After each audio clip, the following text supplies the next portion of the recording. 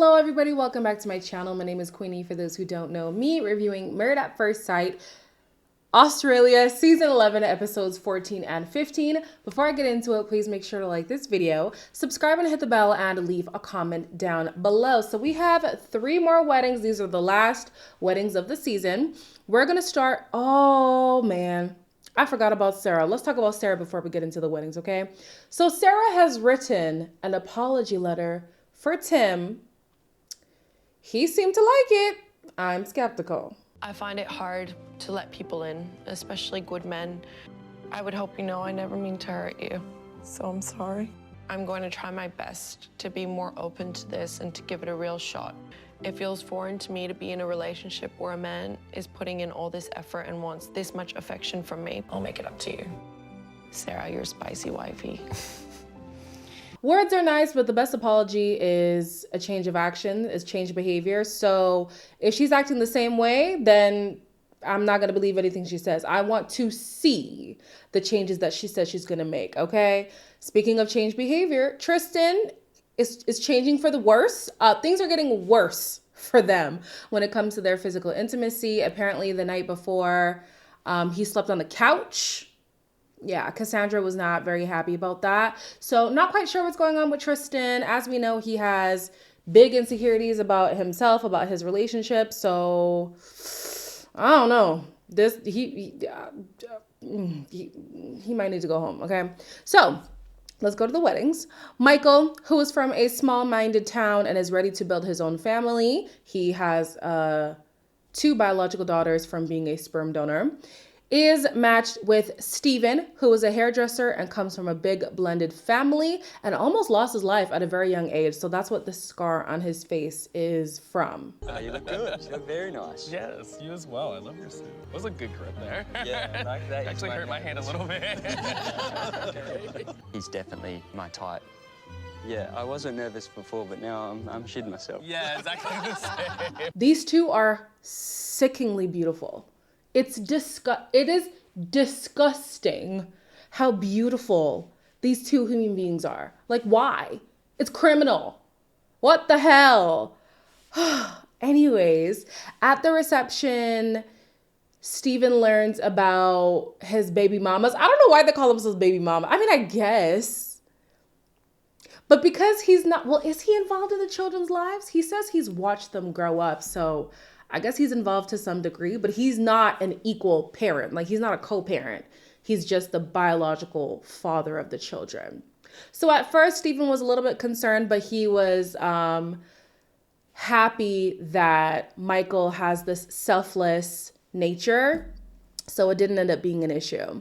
Then we have the wedding between Meline, who is a medium in profession, not in dress size, and Ash, who is he is such a gem. Are you kidding? So he lost his older brother and he has 2 younger brothers. He currently lives with his dad, who's elderly, and his stepmom, who doesn't speak English fluently. He's raising the boys. He is just a gem, unfortunately for him. I mean, I don't know. Maybe it's not unfortunate. But if you ask me right now, unfortunately for him, he's partnered up with Meline, who's just a little interesting. They're recording everything? It's all recorded. The whole time? Yeah. I love people who are genuine. I love people who are themselves. I only want you to be who you are. Yeah. Oh, poor dude, he's so scared. Okay, I'm gonna shut up now. Shush!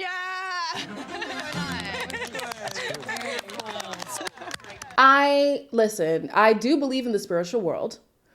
Not what she is doing, but I do believe in the spiritual world. So who am I to judge what people experience, what people see, hear, and all those things, you know? He says that she is everything that he wished for, which is great. She was all for him until she got a psychic download that was giving her bad vibes. She didn't want to tell us what the bad vibes were, but she was getting bad vibes. Ultimately, when they were doing their photo shoot or whatever, he had said that he had felt a presence in the night before the wedding. And so his belief in the spiritual world made her feel more at ease. And then things were getting better for them. She's a lot. she is a lot, but he seems to be ready for it all. At their reception, they weren't even the main event. The main event was Tristan and Cassandra. They are really struggling to connect, and Cassandra had just reached her boiling point. Is he like repulsed by me? Is he just not into me? Are we okay? Yeah, we're fine. I don't know if it's like the just being in or being in this experiment. Like, why am I bored? Are you trying? Do you think I'm not trying? Like, that's a really bullshit question to ask. Like, obviously I'm trying. That comment, like, I'm bored, really crushed me. Like, well, me too, bro. At least I'm trying. He's telling me he's so drained. I'm like, drained for what? It's exhausting him. I'm like, why are you being exhausted by these things? I'm trying more harder than she is every day, you know? So, like, what am I supposed to do? Like, Tristan says that he doesn't appreciate Cassandra saying that she's bored because he's putting in all this effort to plan things. So he's like, bored of what? I'm trying every single day. He says that he's drained, and she's like, drained of what? You don't do anything from day in and day out. So, you know, I'm going to give Tristan a little bit of grace here because if we're being honest, Cassandra talks a lot about Tristan's pitfalls and how he's not trying, but I haven't heard anything that she's done to try and connect them. She did say that she would reach for his hand and he would pull away or something like that. So that rejection makes you not want to try. But what has she done outside of reaching for his hand? Does she plan dates for them to do together? Does she curate a romantic environment for them to have that kind of intimacy? I don't know. And with Tristan, the dates that you're planning, are they fostering romance? Are they nurturing intimacy? It doesn't sound like it. And you sleeping on the couch, that is a rejection. That is a rejection, especially if nothing happened. If you're just in a mood and you want to sleep on the couch, the other person is thinking, okay, well, obviously they're not into me. So yeah, just a lot going on with these two. I don't know if they're going to be able to resolve it in the next episode. It's like they did, but we're going to wait to get there, okay? So the last groom that we meet is named Ridge. He is arguably the most self-absorbed, egotistical, cocky man, shallow as well, of this season. Easily, by far. He is matched with Jade. Jade was raised in South Africa around a lot of people who were married young. So she felt like she would be married young as well. Unfortunately, she and her baby daddy separated because, well, they were never, I think it was just a relationship. They were never actually together. So they parted ways because he cheated on her with her best friend. There's a lot of that going around. There's a lot of that going around, okay? But it was about a month postpartum. That's I mean, cheating in general is crazy, but a month postpartum? I would have lost my mind. But anyways, here's Jade trying to give love another chance. I was looking for a nice smile, nice eyes. Yeah, tidy rig, just, yeah. All of it she had, and I'm just like, oh, shit. I guess also fitting that we're here in Taronga Zoo. Because you've met the king of the jungle. If I had to describe myself, I'd say I was kind, caring, compassionate, and gorgeous. But that's just scratching the surface. I promise I'll always provide a sturdy shoulder for you to cry on, hopefully not because of me. I know you don't know me, but what I aim to provide more than anything is safety and security in our relationship, because I know you girls love that stuff. Boys, give us a deuce. This man sounds like he peaked in high school. Yeah. They keep saying frat boy. This isn't even frat boy behavior. This is high school behavior. You sound like a 17-year-old boy. What is going on? His vows did get better, but I'm thinking, no, what? Who casted him? What? Who casted him? Who vetted him? Nobody did the due diligence when it came to Ridge.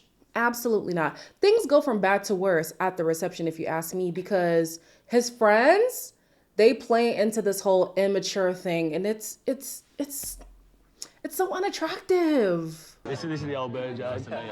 Oh, deuce. Is it Jade or Jade? She has a daughter, so she doesn't want 2 kids. Yeah, I know. I am a little worried. But who else would you want but mate, us two? Come on, exactly. We've almost stolen the show. Ridge on his own is so embarrassing. And then when he's around his friends, they only amplify the immaturity that's with him without any assistance. This girl is already a mom. I think her daughter is 7, she said. You don't want 2 kids. You do not want 2 kids.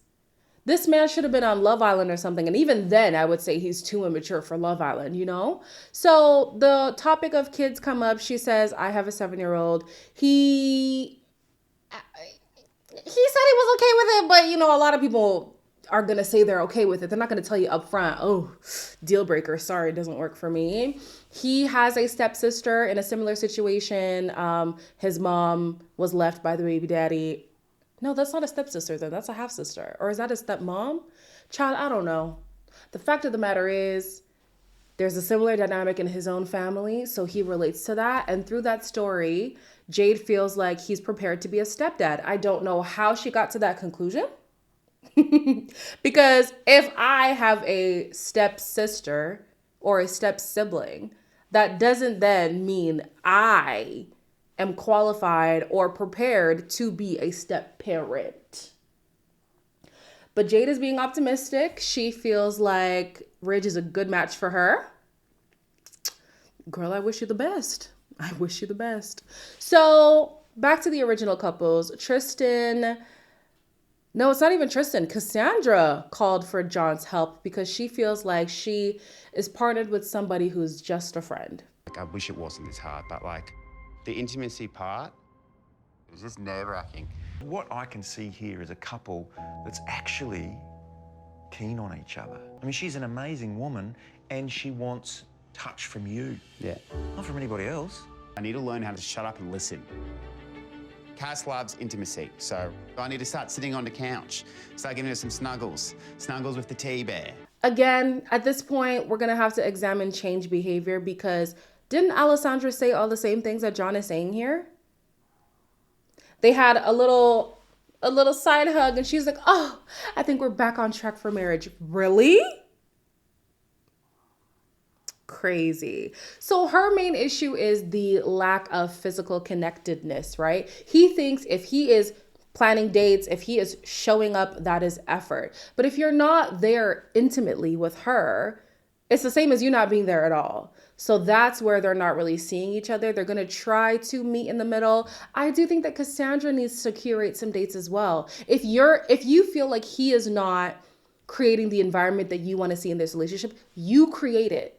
So that 1, you can have that environment, but 2, he can see an example of what it is that you're looking for.